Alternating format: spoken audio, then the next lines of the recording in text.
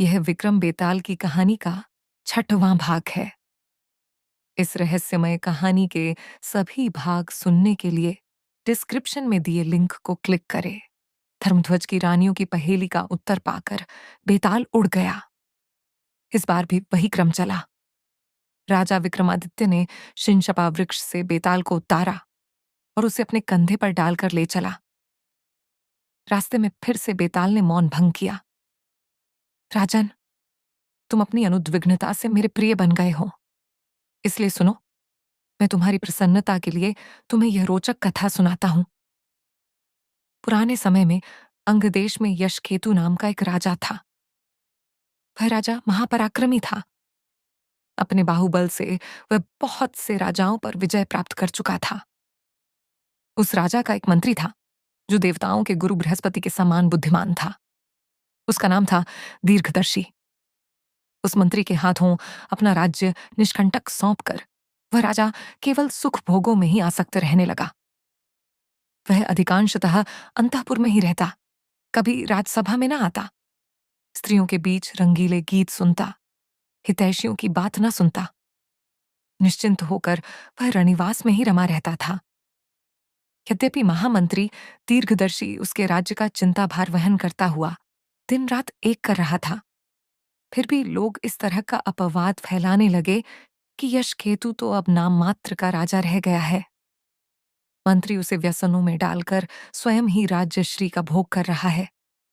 लोगों के ऐसे विचार जानकर एक दिन मंत्री ने अपनी पत्नी मेघाविनी से कहा, प्रिय, यद्यपि राजा सुख भोग में लिप्त है और मैं उसका कार्यभार वहन कर रहा हूं, तथापि लोग ऐसा अपवाद फैला रहे हैं कि मैं उसका राज्य हड़प रहा हूं। जनापवाद झूठा भी हो तो भी वह बड़ा हानिकारक होता है। रामायण की कथा के अनुसार जनापवाद के कारण ही भगवान राम द्वारा सीता को त्यागना पड़ा था। अतः तुम मुझे सलाह दो कि ऐसी अवस्था में मुझे क्या करना चाहिए। अपने स्वामी की परेशानी जानकर उस धीर स्वभाव और अपने नाम के अनुकूल आचरण करने वाली मेघाविनी ने कहा, महामती, युक्तिपूर्वक राजा से पूछकर आपको तीर्थयात्रा के बहाने कुछ समय के लिए विदेश चले जाना चाहिए। इस प्रकार निःस्पृह होने के कारण आपके बारे में जो लोकापवाद फैल रहा है वह मिट जाएगा और आपके न रहने पर राजा भी स्वयं अपना राजकाज देखने लगेंगे। उसके बाद धीरे धीरे उनके व्यसन भी दूर हो जाएंगे। फिर जब आप लौट कर आएंगे और मंत्री का पद संभालेंगे, तब आपको कोई दोष न देगा। पत्नी के ऐसा कहने पर मंत्री बोला, तुमने ठीक कहा प्रिय, मैं बिल्कुल ऐसा ही करूंगा। तब वह राजा के पास गया और बातों ही बातों में उसने राजा से कहा, राजन, आप मुझे कुछ दिनों के लिए छुट्टी दे दें जिससे मैं तीर्थ यात्रा पर जा सकूं, क्योंकि धर्म के विषय में मेरी बहुत आस्था है। ये सुनकर राजा ने कहा, ऐसा मत करो मंत्रीवर। तीर्थयात्रा के बिना भी घर में रहते हुए दान आदि करके तुम पुण्य फल प्राप्त कर सकते हो। मंत्री बोला, दान आदि के द्वारा तो अर्थ शुद्धि ही पाई जा सकती है राजन, किंतु तीर्थों से अनश्वर शुद्धि प्राप्त होती है। अतः बुद्धिमान लोगों को चाहिए कि वे यौवन के रहते हुए ही तीर्थयात्रा कर लें। शरीर का कोई भरोसा नहीं है, समय बीत जाने पर फिर तीर्थयात्रा कैसे हो सकती है।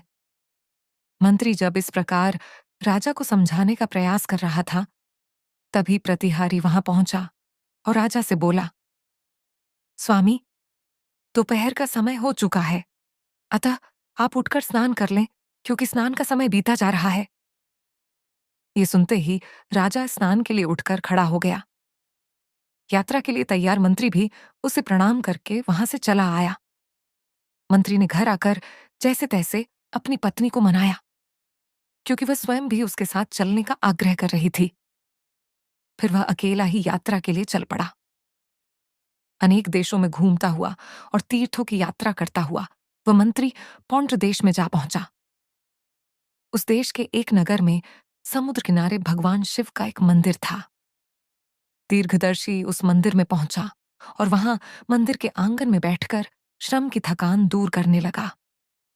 वहां देवताओं के पूजन के लिए आए हुए निधिदत्त नामक एक वणिक ने दीर्घदर्शी को देखा, जो दूर से आने के कारण धूल से भरा हुआ था। और कड़ी धूप के कारण कुम्हला गया था। मंत्री को ऐसी अवस्था में यज्ञोपवीत पहने एवं उत्तम लक्षणों वाला देखकर वणिक ने उसे कोई श्रेष्ठ ब्राह्मण समझा और सत्कार पूर्वक उसे अपने घर ले आया। घर ले जाकर उस वणिक ने मंत्री को स्नान कराया। उत्तम भोजन आदि से सत्कार करने के बाद जब वह विश्राम कर चुका तो उससे पूछा, श्रीमंत, आप कौन हैं? कहाँ के रहने वाले हैं और कहाँ जा रहे हैं?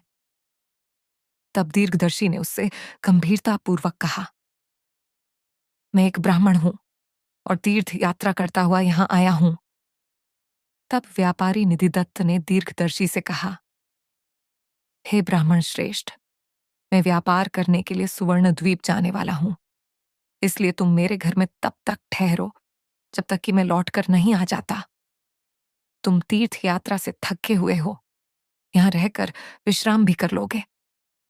ये सुनकर दीर्घदर्शी ने कहा, फिर मैं यहां ही क्यों रहूं श्रीमंत, मैं तो सुखपूर्वक आपके साथ ही चलूंगा।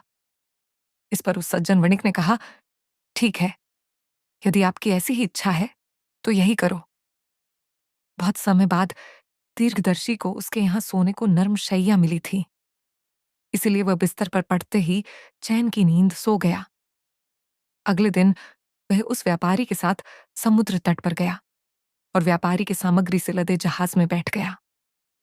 अनेक द्वीपों की यात्रा करता और आश्चर्यजनक एवं भयानक समुद्र को देखता हुआ वह सुवर्ण द्वीप जा पहुंचा। कहां तो महामंत्री का पद और कहां समुद्र का लांघना।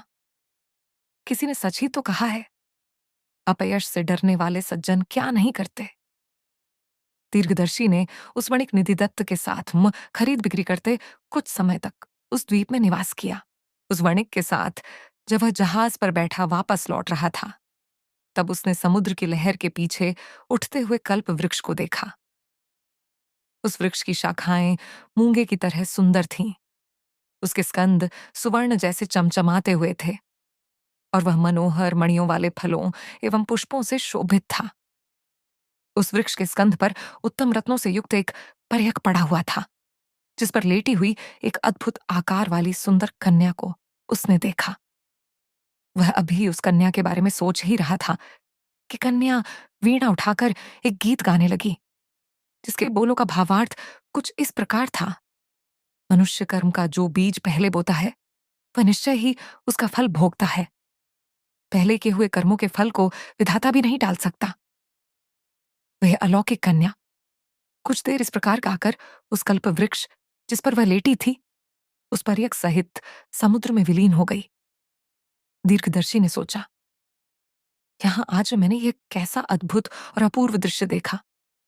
कहां यह समुद्र और कहां दिखकर विलीन हो जाने वाली गाती हुई अलौकिक स्त्री एवं वृक्ष। ऐसे अनेक आश्चर्यों की खान ये समुद्र सचमुच वंदनीय है। माता लक्ष्मी, चंद्र देवता, पारिजात आदि भी तो इसी से निकले थे। ऐसा सोचकर दीर्घदर्शी अचरज में पड़ गया। यह देखकर नाविकों ने कहा, श्रीमंत, आप शायद उस कन्या को देखकर आश्चर्यचकित हो रहे हैं। ये उत्तम कन्या तो इस प्रकार यहां अक्सर दिखाई पड़ती है। ये दिखाई देती है और फिर समुद्र में ही विलीन हो जाती है, क्योंकि आपने इसे पहली बार देखा है, इसीलिए ऐसा आश्चर्य व्यक्त कर रहे हैं। हाँ, शायद यही बात है, दीर्घदर्शी बोला और उसी दिशा में देखता हुआ खामोश हो गया। काफी देर तक चलने के बाद अंततः जहाज ने लंगर डाला। दीर्घदर्शी उस व्यापारी निधिदत्त के साथ समुद्र के पार पहुंचा। किनारे पहुंचकर व्यापारी निधिदत्त ने जहाज से सारा माल असबाब उतरवाया। दीर्घदर्शी भी निधिदत्त के साथ उसके घर पहुंचा, जहां हंसी खुशी छाई हुई थी। थोड़े दिन निधिदत्त के यहां ठहर कर दीर्घदर्शी ने उससे कहा, मैंने तुम्हारे यहां सुखपूर्वक बहुत दिन तक विश्राम किया। अब मैं अपने देश जाना चाहता हूं, तुम्हारा कल्याण हो। निधिदत्त उसे जाने नहीं देना चाहता था, किंतु दीर्घदर्शी का आग्रह उसे स्वीकार करना ही पड़ा। दीर्घदर्शी उसे समझा बुझाकर वहां से चल पड़ा। केवल अपने ही बलबूते पर वह लंबी राह तय करके अपने अंग देश के निकट जा पहुंचा। नगर के बाहर आए दीर्घदर्शी को उन गुप्तचरों ने देखा, जिन्हें राजा यशकेतु ने उसकी खोज खबर लेने के लिए पहले से ही नियुक्त कर रखा था। गुप्तचरों ने जाकर राजा को खबर पहुंचाई। मंत्री के बिछुड़ने से राजा दुखी था, अतः वह स्वयं ही उसकी अगवानी हेतु नगर के बाहर पहुंचा और उसके गले लगकर उसका अभिनंदन किया। दीर्घदर्शी को महल में लाकर राजा ने उसकी यात्रा का वृत्तांत पूछा, तो दीर्घदर्शी ने सुवर्ण द्वीप तक के मार्ग का सारा वृत्तांत उसे कह सुनाया। इतने में इतराती हुई उस अलौकिक कन्या का वृत्तांत भी उसने राजा को सुनाया, जो अद्वितीय सुंदरी थी और जिसे कल्प वृक्ष पर बैठकर उसने गाते देखा था। उस कन्या की रूप राशि का वृत्तांत सुनकर राजा इस प्रकार कामवश हो गया कि उसके बिना अब उसे अपना जीवन निष्फल जान पड़ने लगा। उसने मंत्री को एकांत में ले जाकर कहा, उस कन्या को देखे बिना मैं जीवित नहीं रह सकूंगा, अतः मैं तुम्हारे बताए मार्ग से उसके पास जाता हूं। तुम न तो इस काम से मुझे रोको और न ही मेरे साथ चलो। मैं छिपकर अकेला ही वहां जाऊंगा। तुम मेरे राज्य की रक्षा करना, मेरी बात तुम टालना नहीं, अन्यथा तुम्हें मेरे प्राणों से हाथ धोना पड़ेगा। राजा ने अपनी बात के विरोध में मंत्री को कुछ कहने ही नहीं दिया और बहुत दिनों से उत्सुक उसके परिजनों के पास भेज दिया। वहां बहुत हंसी खुशी भरे वातावरण के होते हुए भी दीर्घदर्शी उदास ही रहा, क्योंकि स्वामी यदि असाध्य कार्य को तत्पर हो तो मंत्री कैसे खुश रह सकता है। अगले दिन राजा दीर्घदर्शी को अपना राज्य भार सौंपकर रात को तपस्वी का वेश धारण कर नगर से बाहर निकला। मार्ग में मिले राजा ने कुशदत्त नामक मुनि को देखकर प्रणाम किया। मुनि ने तपस्वी वेशधारी राजा से कहा, तुम निश्चिंत होकर आगे बढ़ो। लक्ष्मी दत्त नामक वणिक के साथ जहाज से समुद्र में जाकर तुम उस इच्छित कन्या को पाओगे। मुनि की बातें सुनकर राजा बहुत प्रसन्न हुआ। वह मुनि को प्रणाम करके आगे बढ़ा। अनेक देशों, नदियों और पहाड़ों को पार करता हुआ वह समुद्र तट पर जा पहुंचा।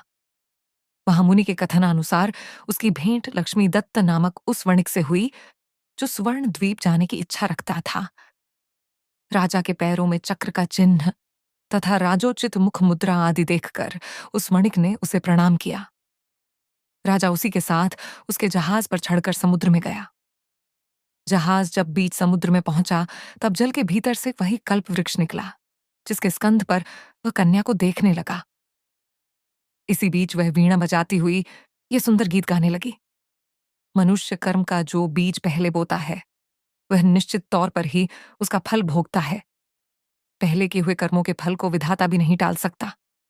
अतः देवयोग से जिसके लिए जहां जो और जैसा भवितव्य होनहार है, उसे वह वहीं और उसी प्रकार प्राप्त करने के लिए विवश है, इसमें कोई संदेह नहीं है। राजा ने जब उसके द्वारा गाया गया वह गीत सुना जिसमें भवितव्य का संदेश था, तब वह काम बाणों से आहत होकर निहसपंद बना थोड़ी देर उस कन्या को देखता रहा। अनंतर वह राजा झुककर इस प्रकार समुद्र की स्तुति करने लगा, हे रत्नाकर, हे अगाध हृदय, तुम्हें नमस्कार है। तुमने इस कन्या को अपने भीतर छिपाकर भगवान विष्णु को लक्ष्मी से वंचित किया है। जब तुमने पंखों वाले पर्वतों को आश्रय दिया तब देवता भी तुम्हारा अंत नहीं पा सके। हे देव, मैं आपकी शरण में आया हूं, मेरी कामना पूरी करो। जब राजा इस प्रकार स्तुति कर रहा था तभी वृक्ष सहित वह कन्या समुद्र में विलीन हो गई। यह देखकर राजा भी उसके पीछे पीछे समुद्र में कूद पड़ा। सज्जन वणिक लक्ष्मीदत्त ने यह देखकर यही समझा कि राजा निश्चय ही मर गया। इस दुख से वह भी देह त्याग को उत्सुक हुआ। उसी समय आकाशवाणी हुई जिसने उसे इस प्रकार आश्वासन दिया, ऐसा दुस्साहस मत करो। डूबे हुए इस मनुष्य को समुद्र में कोई भय नहीं है। तपस्वी वेशधारी इस राजा का नाम यशकेतु है। यह कन्या पूर्व जन्म की इसकी स्त्री है। ये इसीलिए यहां आया है। अपनी इस स्त्री को प्राप्त करके ये फिर अंग राज्य में चला जाएगा। ये सुनकर वह व्यापारी अपनी इष्ट सिद्धि के लिए अपने अभीष्ट स्थान की ओर चला गया। उधर डूबे हुए राजा यशकेतु को उस महासमुद्र में अकस्मात एक अलौकिक नगर देखकर बहुत आश्चर्य हुआ। वहां जगमगाती मणियों के खंभों वाले, सुवर्ण से दमकती दीवारों वाले और मोतियों की जाली से युक्त खिड़कियों वाले प्रासाद थे। वहां सरोवर थे जिनकी सीढ़ियां अनेक प्रकार की रत्नशिलाओं से बंधी थीं, और उद्यान भी थे जिनमें कामना पूर्ण करने वाले कल्प वृक्ष थे। इन सब से वह नगर अत्यंत शोभित हो रहा था। राजा ने हर घर में जा जाकर अपनी प्रिया की खोज की, किंतु वह उसे कहीं दिखाई न दी। तब वह एक ऊंचे मणि भवन पर चढ़ गया और उसका द्वार खोलकर भीतर जा पहुंचा। भीतर उसने एक उत्तम रत्नों वाले परियक पर सिर से पांव तक चादर ओढ़े किसी को सोते हुए देखा। कहीं यही तो नहीं है, ऐसा सोचते हुए उसने जैसे ही उसके मुंह से चादर हटाई, उसने अपनी मनचाही स्त्री को ही देखा। मुख से चादर हटते ही वह सुंदरी अचकचाकर उठ बैठी और घबराई हुई नजरों से राजा को देखने लगी।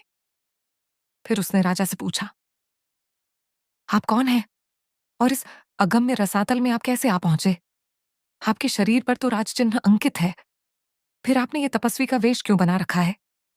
हे महाभाग, यदि मुझ पर आपकी कृपा हो तो मुझे यह बतलाएं।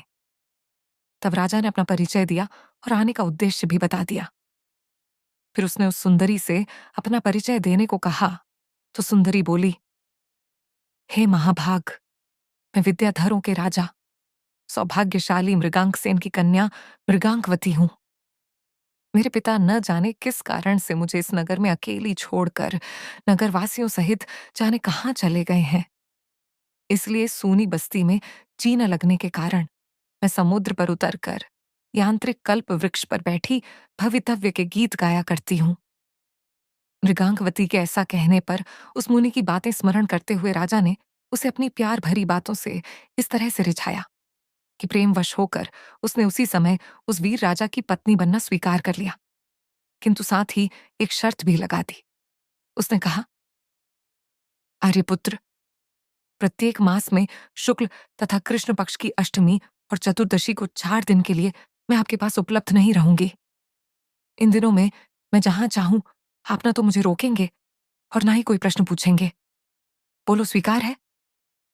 हाँ प्रिय, मुझे स्वीकार है। राजा के ऐसा कहने पर अलौकिक कन्या ने उसी समय गांधर्व विधि से विवाह कर लिया। राजा उसके यहां रहते हुए दाम्पत्य जीवन का सुख प्राप्त करने लगा।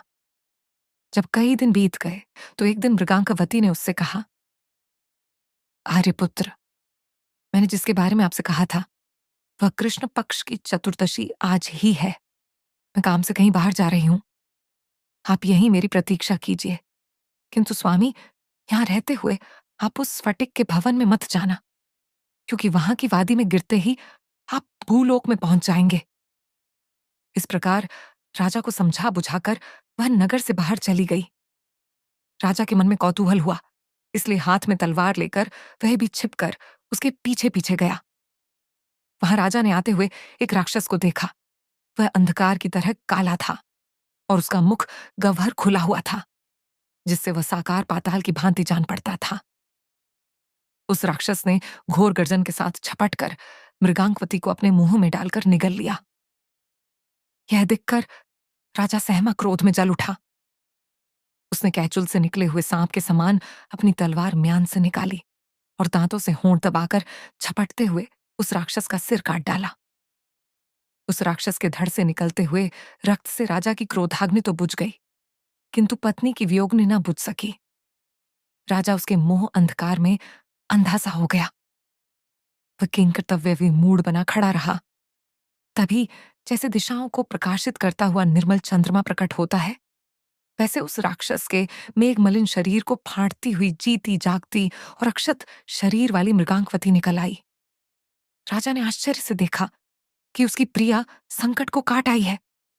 उसने आओ आओ कहते हुए दौड़कर उसका आलिंगन कर लिया। राजा ने जब यह पूछा, प्रिय, यह स्वप्न है या कोई माया है? तब उस विद्याधरी ने उससे कहा, आर्यपुत्र, यह न तो कोई स्वप्न है और न माया ही है। विद्याधरों के राजा, मेरे पिता ने मुझे जो शाप दिया था यह उसी का परिणाम है। मेरे पिता पहले यहीं रहते थे। अनेक पुत्र होने पर भी वह मुझसे बहुत स्नेह रखते थे और कभी भी मेरे बिना भोजन नहीं करते थे। शिव के पूजन में रुचि होने के कारण मैं शुक्ल और कृष्ण इन दोनों पक्षों की अष्टमी और चतुर्दशी को इस निर्जन स्थान में आया करती थी। एक बार मैं चतुर्दशी को यहाँ आई और माँ गौरी का पूजन करती हुई ऐसी तल्लीन हो गई कि संयोगवश पूरा ही दिन बीत गया। उस दिन मेरे पिता ने भूख लगने पर भी कुछ खाया पिया नहीं। वे मुझ पर बहुत क्रुद्ध हो गए। मुझसे अपराध हो गया था। अतः रात होने पर जब मैं सिर झुकाए लौटी तो मेरे पिता ने मुझे शाप दे डाला। हुनी इतनी प्रबल थी कि उसने मेरे प्रति मेरे पिता के स्नेह को नष्ट कर दिया था। उन्होंने कहा, जिस प्रकार तुमने मेरी उपेक्षा करके आज मुझे दिन भर भूखा रखा, उसी प्रकार हर माह की केवल अष्टमी और चतुर्दशी तिथियों को, जब तुम शिव पूजन के लिए नगर के बाहर जाओगी, कृतांत संत्रास नाम का राक्षस तुम्हें निगल जाया करेगा, किंतु तुम बार बार उसका हृदय फाड़कर बाहर जीवित निकल आओगी। तुम यहां अकेली ही रहोगी और तुम्हें न तो मेरे शाप का स्मरण होगा, न निकले जाने का कष्ट ही। जब मेरे पिता मुझे इस प्रकार शाप दे चुके, तब मैंने अनुनय विनय करके कुछ देर बाद उन्हें प्रसन्न किया।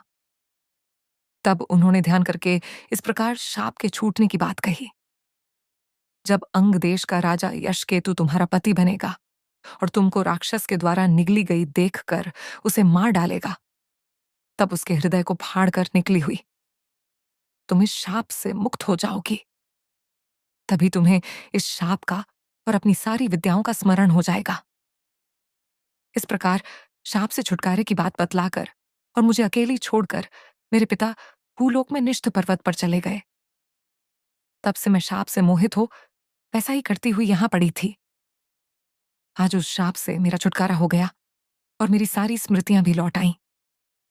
अब मैं निषद्ध पर्वत पर अपने पिता के पास जा रही हूं। शाप से मुक्त होने के बाद हम लोग फिर अपनी गति को प्राप्त हो जाते हैं।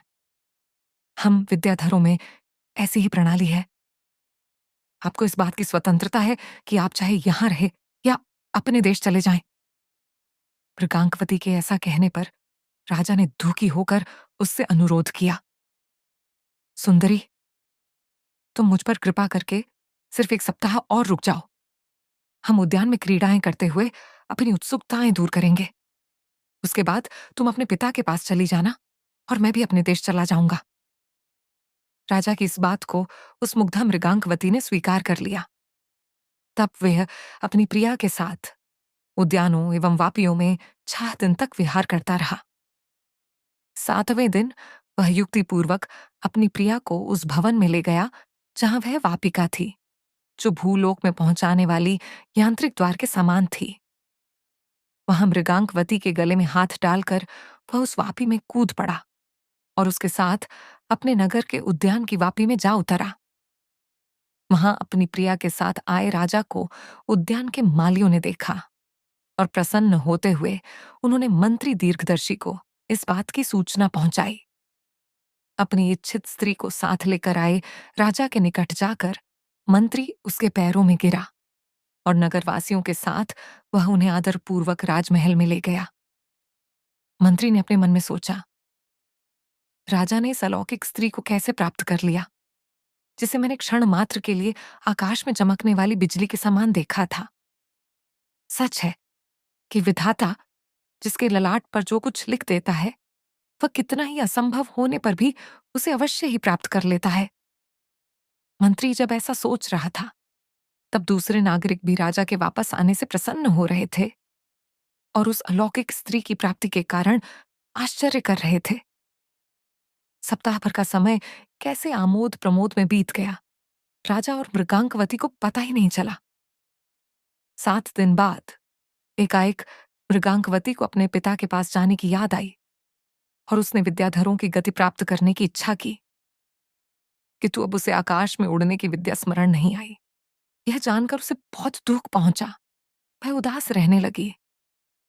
राजा ने जब उससे उदास रहने का कारण पूछा तो उसने बताया, आर्यपुत्र, शाप से मुक्त होने पर भी मैं इतने दिनों तक तुम्हारी प्रीति के कारण यहां रह गई हूं। इससे अपनी विद्या को भूल गई हूं और मेरी अलौकिक गति भी नष्ट हो गई है। कि सुनकर राजा यशकेतु बहुत प्रसन्न हुआ। अपनी विद्याधरी पत्नी के हमेशा उसके साथ रहने की कल्पना से उसके मन में आनंद के लड्डू फूटने लगे। अपनी प्रिया को मैं इतने कष्ट उठाकर यहाँ लाया हूँ। अब वह हमेशा यहीं रहेगी, क्योंकि अपनी मायावी शक्तियां अब वह भूल चुकी है। राजा ने दीर्घदर्शी को बताया। ये सुनकर दीर्घदर्शी अपने घर गया और उसी रात सोते समय हृदय फट जाने से उसकी मृत्यु हो गई। दीर्घदर्शी की मौत से राजा को बहुत शोक हुआ, किंतु समय बहुत बलवान होता है। वह भारी से भारी शोक को धीरे धीरे समाप्त कर देता है। राजा भी दीर्घदर्शी की मृत्यु के गम भूलता गया और मृगांकवती के साथ रहकर बहुत दिनों तक राजकाज चलाता रहा। ये कथा सुनाकर विक्रम के कंधे पर बैठे बेताल ने उससे पूछा, राजन, अब तुम मुझे यह बतलाओ कि राजा यशकेतु का वैसा अभ्युदय होने पर भी उसके महामंत्री दीर्घदर्शी का हृदय क्यों विदीर्ण हो गया?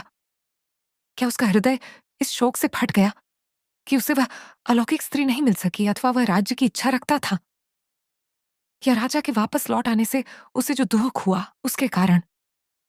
राजन, जानते हुए भी यदि यह तुम मुझे नहीं बतलाओगे तो तुम्हारा धर्म नष्ट हो जाएगा और शीघ्र ही तुम्हारा सिर खंड खंड हो जाएगा।